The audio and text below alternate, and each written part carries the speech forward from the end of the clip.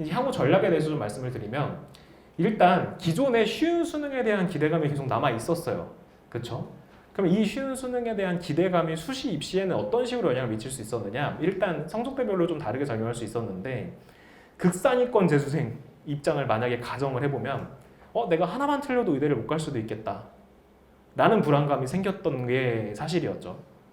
그 다음에 두 번째, 생기부는 좋은데 수능은 불안했던 학생이 최저한의 교준을 못 맞출 것 같았는데 쉬우면 나도 해볼 수 있겠다라는 생각에서 최저 있는 학종을 지원을 과감하게 한다. 이런 식으로 이제 자기의 성적대나 자기의 상황에 따라서 다르게 좀 작용할 수가 있었어요. 근데 이거는 이제 깨졌습니다. 왜냐? 예년과 크게 다르지 않을 것 같아요. 그 난리가 났었지만 결국 바뀐 건 딱히 없다. 물론 유형은 좀 바뀌겠지만 입시적으로 봤을 때 총체적으로 봤을 때는 별로 차이가 안 나는 것 같다. 그렇다면 이제 이 기대는 좀 사라졌겠죠. 그러면 이제 우리 학생들이 이 포인트에서 수시를 전략하실 때 결정하는 지표로 삼으실 만한 것들이 제가 봤을 때 한 5개밖에 없는 것 같은데 이 중에서 두 번째인 최저한약 기준에 대한 얘기가 제일 이슈가 될 것 같아요. 정시를 이제 감안하면서 특히 구평을 공부를 해보신 상황에서 내가 최저한약 기준을 맞출 수 있을까 없을까에 대한 이제 기대치가 달라지잖아요. 다만 저는 여기서 한 가지 좀 질문을 드리고 싶은 게 있었어요. 수능이 쉬워지면 최저한약 기준을 맞추기 쉬워지는 게 맞나요, 과연? 아니었죠. 근데 왜 다들 그렇게 생각하셨을까요? 이게 흔한 이거는 집단 약간 최면에 걸린 거예요. 수능이 쉬워지면 내가 1등급을 맞을 확률이 높아진다. 전혀 아닙니다. 수능이 쉽든 어렵든 4%까지만 1등급이에요. 11%까지만 2등급이고요. 그거랑 상관이 없죠. 단 영어 같은 경우는 영어를 쉽게 내주면 영어는 평가원이 맘만 먹으면요 전국에 1등급 한 명도 안 만들 수도 있어요. 그렇지 않나요? 그러니까 이게 절대평가 때 영어랑 한국사 절대평가할 때 한국사 절대평가는 뭐 당연히 쉽다고 보는 게 맞는데 영어 절대평가할 때 영어가 쉬워질 것이다 라고 생각하는 착각과 지금 비슷한 현상이 한번 생겼던 거라고 보시면 돼요. 절대평가라는 거는 90점을 넘으면 1등급을 주겠다라는 뜻이지 쉽게 내겠다는 뜻이 아니었어요. 그래서 이번 영어도 어땠나요? 이번 영어 어땠어요? 어려웠죠. 그래서 영어 선생님들이 그런 표현을 하시더라고요. 절대평가인 시험이 어렵게 나오면 승자는 아무도 없다. 강사도 패자고 학생도 패자고 뭐 다 망한 거다. 근데 이제 이런 현상이 생길 수 있었던 것처럼 근데 그때 당시에 영어가 절대평가가 된다고 하니까 영어 쉬워지겠네 라고 다들 생각했었던 것처럼 이번에 비슷한 착각을 한 것 같은데 일단 최저한약 기준 충족에 대해서 정말 이제 냉정하게 판단을 좀 해보셔야 될 상황이 됐고요. 그거보다 사실 더 많이들 참고하시는 거는 수시 전략 결정하실 때 전년 입결을 엄청 열심히 보세요. 근데 보실 수 있는 게 이거밖에 없기 때문일 거예요. 그리고 특히나 내신 입결, 내신 기준으로 컷이 몇이었나를 많이 보시고 그것도 주로 70% 컷을 이제 학교에서 많이 배치를 공개를 하니까 저걸 많이 보시는데 사실은 중요한 건 뭐냐? 역사는 저 70% 이후에서 발생합니다. 역사는 거기서 벌어지는 거예요. 71%부터 100%까지 사이에서 합격하는 학생들이 역사를 쓰는 거지 70% 컷이라는 건 사실은 아무 의미가 없어요. 근데 자 그럼 우리가 거꾸로 이걸 이용할 수는 있죠. 70% 컷을 학생들은 다 뭐로 받아들여요? 꼴찌 점수로 받아들여요. 그쵸? 사실상 꼴찌 점수가 70% 내가 저 70% 컷보다 높으면 붙을 것 같고 저보다 낮으면 떨어질 것 같다. 그럼 이거를 한 번만 역으로 생각을 하시면 전년도에 70% 컷이 유독 높았던 그 학교를 우리는 써야 되는 거예요.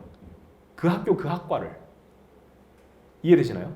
전년도에 70% 컷이 높게 걸려 있으면 학생들은 그 학교를 쓰기가 굉장히 불편해지고 무조건 거기를 피하겠다는 생각이 팽배해져요. 그러면 특히나 이렇게 됐을 때 예를 들어 비슷한 가치를 가지고 있는 두 개의 학과가 있었다고 치면요. 생명공학과랑 예를 들어서 생물공학과가 있다. 만약에 그런 게 있다고 치면 그럼 생명공학과는 2.5였고 생물공학과는 4.5였다. 그럼 우리는 어디를 다 쓰고 싶죠? 생물공학과를 쓰고 싶어지죠. 4.5짜리. 근데 다 같이 거기를 써서 거기서 망하겠죠. 이제 좀 극단적으로 예를 들어서 그렇긴 한데 무슨 말씀인지 아마 이해하실 거예요. 70% 컷을 꼴찌 점수라고 받아들이는 사람들의 생각이 있는 한 우리는 그걸 한 번만 역선택해서 이용하시면 굉장히 좋은 결과를 얻으실 수 있는데 다들 그 생각을 못 하셔서 비슷하게 생각해서 다 같이 거기서 망해요. 그래서 저는 이 전략을 결정하실 때 전년 입결을 보시는데 보시는 건 당연히 보셔야죠. 다만 남들이 어떻게 볼까로 생각하시고서 가셨으면 좋겠어요. 그 다음에 이제 두 번째 최저한약 기준 아까 말씀드렸듯이 최저한약 기준을 맞추기가 쉬워졌다? 그거 아닙니다.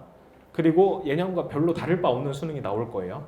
그렇다면 정말 냉정하게 내가 이 최저한액 기준을 무슨 일이 있어도 망해도 이 최저한액 기준을 맞추겠다라는 확신을 할 수 있는지 그걸 생각을 하셔서 특히나 안정원서를 쓰실 때 최저한액 기준이 걸어놓고서 안정원서를 쓰실 때에는 정말 내가 시험장에서 망하더라도 이 점수는 받겠다, 이 등급은 받겠다가 확신이 되시는지를 꼭 생각하셔야 될 것 같습니다.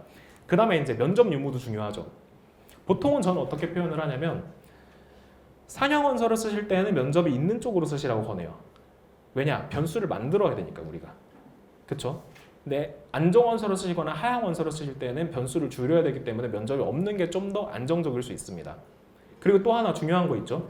면접일이 수능 이전인지 이후인지도 굉장히 중요하죠. 뭐 기초적인 얘기긴 하지만 납치를 피할 수 있는 방법이 있느냐 아니면 없느냐. 다만 이제 이번 구평을 딱 보셨을 때 아, 이 학교는 납치당해도 내가 억울할 게 없겠다 하는 학교가 생기셨다. 그럼 이제 그 학교는 지원을 하시는 건데 다만 저는 사실 납치라는 이 말을 되게 안 좋아하거든요.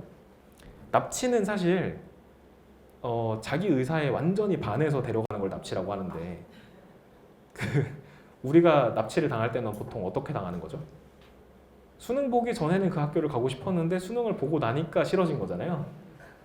그래서 저는 이거를 철저하게 잘 내가 앞으로 70일 동안 공부를 얼만큼 할 수 있고 그렇게 했을 때 올라갈 수 있는 최대치가 어디까지인지를 잘 계산을 하셔서 그렇게 결정을 하셔야만 납치를 피할 수 있다고 보는 거고 다만 그럼에도 불구하고 불안하시다 그러면 꼭 면접을 수능 이후에다가 배치를 해놔갖고 혹은 논술고사 수능 이후에 보는 걸 배치를 해놔서 내가 자동 탈락을 할 수 있는 방법을 하나 꼭 만들어 두셔야 돼요. 그 다음에 생기부에서의 계열 전공 적합성 이것도 좀 생각은 한번 해보셔야 되는데 어떤 말씀이냐면 제가 이제 계열 적합성이라는 요즘 표현을 좀 많이 쓰는데 이런 거예요. 예를 들어서 아까도 이제 좀 질문 주신 분이 계셨는데 수학은 잘 챙겨놨는데 예를 들어 물리는 좀 못 챙긴 상황에서 물리 쪽 전공 계열 적합성이 꼭 필요한 예를 들어 기계공학과를 자꾸 쓴다. 이렇게 되면 사실은 오히려 기계공학과보다 컴퓨터공학과가 더 좋은 학과이고 학생들이 선호하는 학과임에도 불구하고 물리를 좀 못해도 수학을 잘하는 거 하나로 밀고 들어갈 수 있는 학과가 있음에도 불구하고 컴공이 높아 보여서 기계를 쓰는 이런 우를 범하실 수 있다는 거죠. 그래서 내가 가지고 있는 생기부의 내신 성적 그 다음에 내신 성적이 조금 못 받았더라도 그 성적을 커버할 수 있는 세특의 기재사항 이런 것들이 종합적으로 평가를 해봤을 때 내가 강점을 가지고 있는 과목이 있다면 그 과목이 꼭 필요한 학과를 지원을 해보시는 게 반드시 필요합니다. 근데 많이들 질문하시면 지금 제가 사실 문자랑 이메일이랑 온 거를 지금 제가 하나도 답장을 못 드리고 있거든요. 제가 주말 내내 이제 그것만 해야 되는데 다 뭐라고 얘기하시냐면 학과를 낮추시려고 하세요, 다들. 이제 구평을 보시고 나면 학과를 낮추고 싶어 하시는데 낮추는 거를 굉장히 이상하게 낮추세요. 예를 들어 생명공학과 쓰려고 했는데 건축공학과 어떨까요? 이러고 계세요. 아, 네. 이건 좀 아니죠. 왜냐면 건축공학과 쪽에 뭔가를 쓰려면 생명공학과에서 우리가 화생 베이스로 갖춰놨던 그 생기부의 내용은 어떠한 좋은 평가를, 정성 평가를 잘 받을 수가 없잖아요. 근데 정시 기준으로는 생명공에서 건축공학으로 낮추는 게 당연히 하향 지원이 맞을 수 있겠으나 수시에선 그게 안 된다. 그래서 그런 적합성을 꼭 좀 생각을 하셔야 되고요. 저는 사실 이 경쟁률 부분은 정말 잘 보셔야 되는 게 맞다고 생각해요. 저는 제일 중요하게 생각하는 건 첫날 경쟁률이거든요. 네, 그래서 특히 교과전형 쓰실 때 첫날 들어온 인원수가 이미 첫날에 한 1.5대 1이 넘었다? 그러면 그 학과는 굳이 교과전형에서는 거기를 또 지원을 하실 필요는 없을 것 같다. 이 정도만 생각하시면 될 것 같고 그 마지막 날 보고 쓰는 친구들은요. 저는 이제 주로 정시 쪽에서 말씀을 드리는 거긴 하지만 그 대학에서 아예 통계를 내놓은 적이 있어요. 마지막 날 경쟁률 그 공개된 거 끝나고 나서 쓰는 애들이 전체의 한 70%에 육박해요. 전체 지원자에. 근데 그 친구들은 거의 대부분이 불합격입니다. 네, 물론 수시에서는 특히 교과는 사실 정시랑 비슷하다고 저는 생각을 하고요. 종합전형에서는 조금 다를 수는 있겠으나 기본적으로는 마지막 날 경쟁률을 보고서 본인이 이제 어디를 써야 될지를 결정하지 못하고 있다가 이렇게 떠다니다가 어딘가로 들어가는 친구들은 합격 확률은 굉장히 낮은 편이라서요. 이것도 어떻게 우리는 활용하면 좋겠냐면 거꾸로 생각해 보시면 안정원서 쓰실 때는 첫날 박으셔야 돼요, 그냥. 그쵸? 내가 한 자리라도 빨리 차지해갖고 더 이상 들어오는 걸 하나라도 막아야죠. 그쵸? 근데 상향원서를 쓸 땐 당연히 눈치를 보실 수밖에 없기는 해요. 다만 경쟁률로 눈치 보시기보다는 추합 많이 도를 수 있는 대로 쓰시는 게 맞죠. 그래서 저는 경쟁률에다가는 물음표를 써놨고 이 5가지 요소들이 우리에게 수시 전략 결정의 기준 지표가 될 것이다. 그럼 자 정시에서는 어떻게 될 거냐? 사실 정시는 쉬운 수능에 대한 기대감이 정시에 대해서는 굉장히 악영향을 미칠 겁니다. 특히나 첫날, 가채점 첫날, 이제 수능 다음 날이죠. 수능 다음 날에 대학별 고사를 응시를 해야 될지 말아야 될지를 정말 아무도 모르게 될 거예요, 올해. 그래서 이번에는 정말 이 부분에 대해서 저희가 이제 준비를 많이 해놨어요. 이제 저희가 어떻게 이 부분을 가이드를 좀 잘 해드릴 수 있겠느냐. 그래서 이제 가채점으로 소위 말하는 이제 애들 표현으로 라인 잡는다라는 표현을 하는데 라인 잡는 상담을 어떻게 좀 많이 해드릴 수 있을지를 고민을 하고 있어서 저희가 이제 나중에 카페를 통해서 좀 댓글로 상담을 해드려야 되나 이런 식 고민을 하고 있고 실제로 카페도 개설을 해놨는데요. 지금 이게 무슨 말씀이냐? 아시다시피 교육청 그 모의고사 시험지 보고 나면 이런 게 보신 적 있죠? 그러니까 내가 몇 등인지를 조합에 따라서 다 알려줬어요, 친절하게.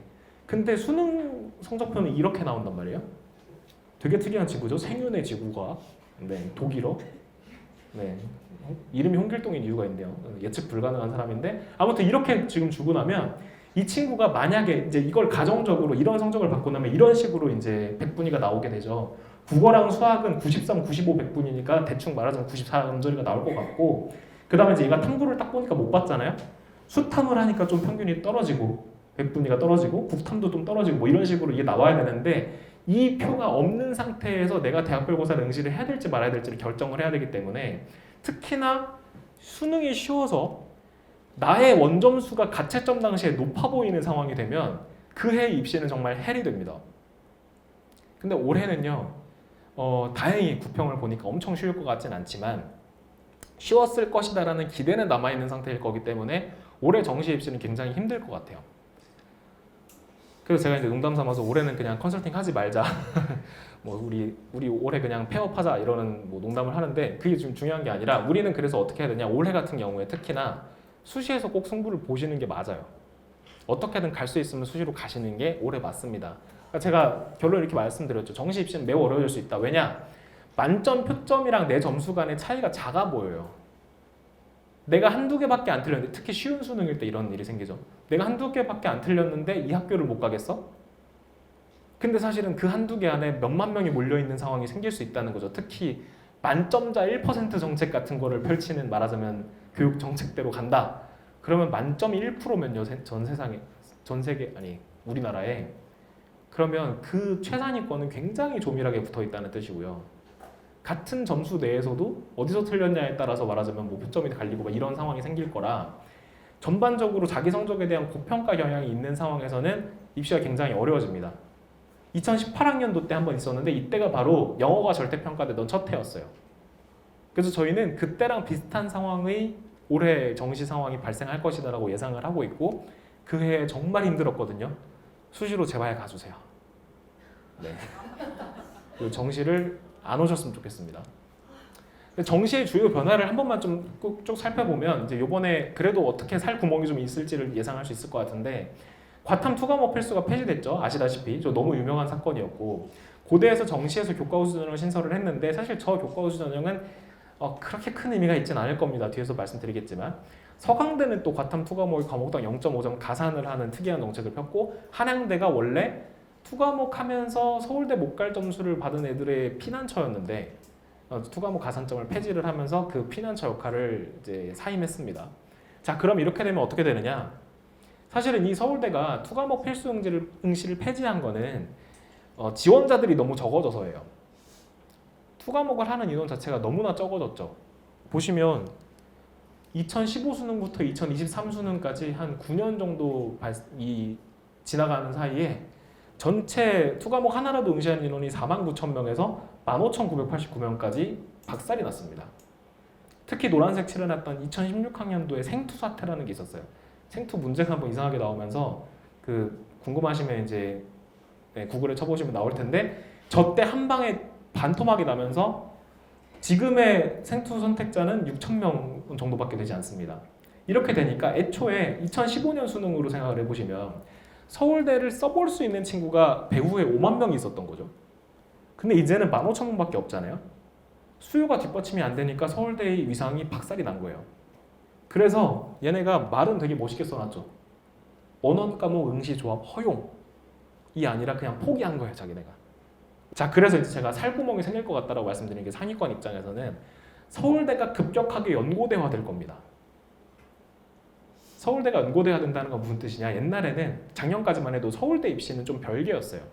특히 작년에 처음으로 뭐 그 교과 평가를 한 해 만에 해갖고 또 난리가 났긴 했었지만 그거랑 별개로 서울대를 쓸 수 있는 친구들과 연고대를 쓸 수 있는 친구들이 아예 시장에서 분리가 되어 있었다 보니까 서울대와 연고대가 아예 하나의 시장으로 통합되지 못하면서 메디컬에서부터 떨어져 오는 낙수 효과가 이제 내려오기가 좀 힘든 상황이 됐었던 거죠.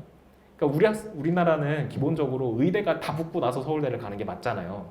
옛날부터 있었던 말이죠. 제주대 의대까지 붙고 서울대 공대 뭐 가끔 이제 그거 아닌 친구들이 있긴 하지만 그렇게 되면 서울대의 저 모든 TO가 사실상 원원 과목을 선택해서 옛날처럼 그냥 그 제한 경쟁 없이 원원 과목 선택했던 친구들이 마음만 먹으면 지원을 할 수 있는 학교가 돼버릴 것이고 서울대학교의 위치가 연고대보다 살짝 위인 상황에서 그냥 그대로 고착화될 확률이 높습니다.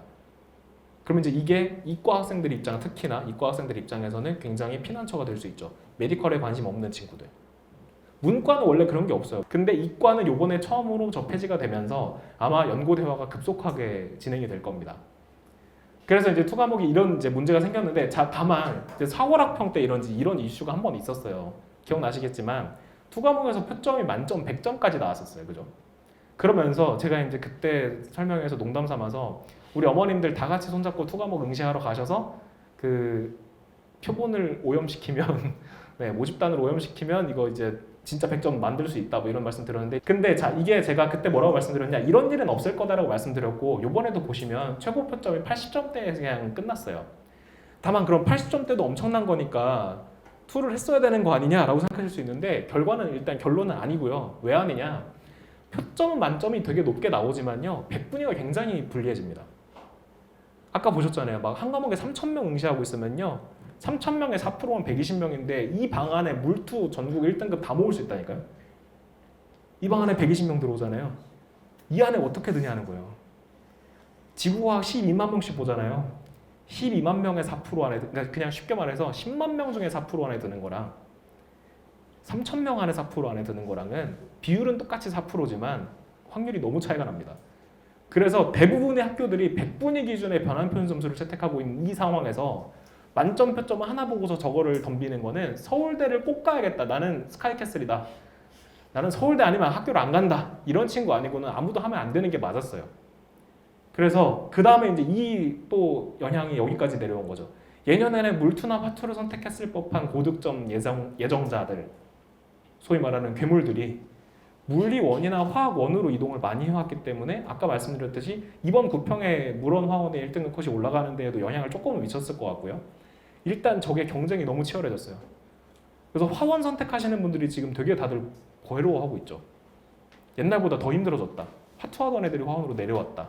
그래서 이런 부분들이 요번에 정시에 영향을 많이 미칠 것 같습니다. 그 다음에 이제 아까 잠깐 말씀드렸던 고려대 정시를 보면 교과 우수 전형이라는 게 신설이 됐어요. 근데 인원이 엄청나게 많지는 않고요. 다만 이제 제가 봤을 때 이 전형의 기능은 내가 충분히 교과 성적이랑 잘 챙겨놨었는데 다만 수시 때 뭔가 원서를 잘못 써서 떨어졌던 친구들이 정시를 어느 정도 챙겨놓은 상태에서 고대를 가는데 출구가 돼주긴 할 것 같아요. 그래서 그 외에는 큰 기능이 될 것 같진 않은데 일단 수능 80% 교과 20%라고 써놨지만 실질적으로는 100점의 기본 점수가 깔려있기 때문에 실질적인 교과 반영비는 10%라고 보는 게 맞을 것 같고요. 그래서 이거를 굳이 우리가 쓸 필요는 없기 때문에 그냥 고대를 가실 때는 수능 일반 전형으로 가시면 된다라고 보시면 될 것 같고 다만 아까도 말씀드렸듯이 교과가 굉장히 우수했던 친구들 중에서 자기가 수시로 대학을 못 간 게 억울한 친구들이 이쪽으로 빠져주리라 라는 기대는 약간 할 수 있을 것 같아요. 그래서 이 정도가 상위권에서 주요 입시 변화였습니다. 그래서 이제 제가 결론적으로는 뭘 말씀드리고 싶으냐면 아까도 말씀드렸듯이 이제 우리가 점수를 벌어오는 것도 중요하지만 쓰는 것도 굉장히 중요한데 수시를 지원을 하실 때는 아까 말씀드렸던 5가지 요소를 전부 다 고민하셔서 그 5개의 영향을 다 감안을 하신 원서를 쓰셔야만 납치나 아니면 너무 과도하게 상향 지원했다가 무의미한 원서가 되는 것을 막으실 수 있다는 것. 그 다음에 정시를 준비하시는 입장에서는 최소한 확보해야 하는 점수를 먼저 확보하시는 게 정말 중요해요. 무슨 얘기냐면 우리가 이제 대충 알잖아요. 88점을 맞으면 수학 1등급은 나오겠다 뭐 이런 것들. 내가 거기서 더 과하게 욕심을 부려서 96점을 맞겠다 이런 전략을 먼저 세우시는 게 아니라 안정적으로 88점이 한 10주 동안 진짜 실전 모의고사를 풀었다. 그랬을 때 10주 동안 88점이 안정적으로 나오면 한 5주 88점 나오면 그 다음에 92점 목표로 하고 한 3주 92점 목표 나오면 96점을 그 다음에 올려잡고 이런 식으로 계단식으로 가시는 게 꼭 중요하고요. 그 다음에 영어 1등급을 제발 쉽게 생각하지 말아주세요. 요번에 구평 때도 한번 당하셨겠지만 영어 1등급이라는 거는 평가원이 마음만 먹으면 한 명도 안 만들 수도 있습니다. 진짜 4개 틀리기 딱 좋게 만들어놔요. 4개 틀리기가 정말 좋게 만들 수 있습니다. 그래서 우리는 어떤 시험이 나와도 3개까지만 틀리게 만들어야 돼요. 3개를 틀리면 영어에 4점짜리 없으니까 333이잖아요. 아무리 많이 틀려도 91점까지밖에 안 나오죠. 그러면 1등급 나온다.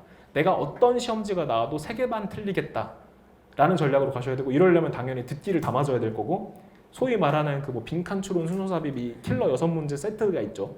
거기서 무조건 3개만 틀린다라는 전략으로 가셔야만 영어 1등급을 확보할 수 있고요. 저게 나중에는 학교마다 조금씩 다르긴 하지만 수학 한 문제 정도까지 영향을 미치는 학교들이 있습니다. 그래서 영어는 내가 언제든 시작해도 나만 90점 맞으면 되는데 라고 생각하지 마시고, 지금부터 남은 시간 동안에 특히 이게 어학이기 때문에 공부를 잘 했었던 친구들도 지금부터 영어를 놔버리면 어학에 대한 센스가 떨어지면 2등급 맞기도 가능해요. 아까 말씀드렸죠. 틀리는 실력을 무시하시면 안 된다. 우리는 까먹고 틀리는 데에 도 같은 사람들이에요. 그래서 영어 1등급을 꼭 쉽게 생각하시면 안 되고, 마지막, 저는 사실 이 3번째 줄이 제일 중요한 것 같아요. 저는 모든 시험은 밑 빠진 독에 물 붓기라고 생각합니다. 사람은 다 까먹게 돼 있어요. 망각의 동물이기 때문에 밑 빠진 독에 물을 붓는 건데, 다만 이런 거죠. 만약에 시간당 1mm씩 빠지는 그 구멍이 나 있는 컵이 있다고 쳐요.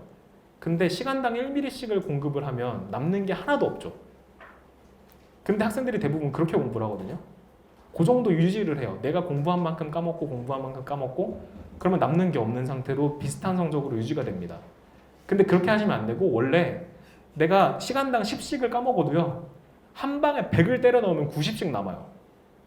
특히 암기 과목에 대해서 저는 이 말씀을 꼭 드리고 싶은데, 막판에 확 들이부어서 찰랑찰랑해진 상태를 잠깐 유지했다가 그 다음날 까먹으시면 돼요. 그래서 저는 이걸 꼭 좀 말씀드리고 싶어요. 특히 지금 남아있는 생명이나 지학에서 지엽적인 것들 나중에 외워야지 해놓고 킵해놓은 거 있으시죠 다들?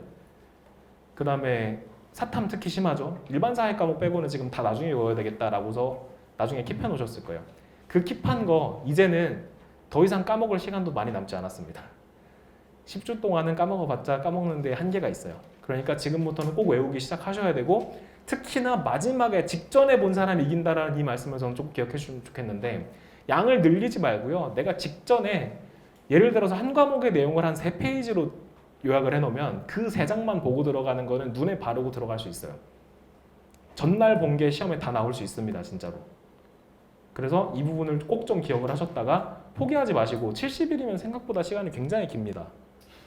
70일이면 되게 짧아 보이실 건데 70일이면요 하루에 5시간만 공부를 해도 350시간이에요. 그러면 5시간씩 공부한 걸 70시간씩으로 나눠서 국수 0탐에다가 배정을 해놓고 내가 얼만큼 70시간 동안 뭘 볼 수 있을지를 계산을 한번 해보세요. 문제수로 따지면 어마어마하고요. 다만 정시로는 가지 마세요. 네, 저희도 힘듭니다. 네, 수시로 제발 가주시고요.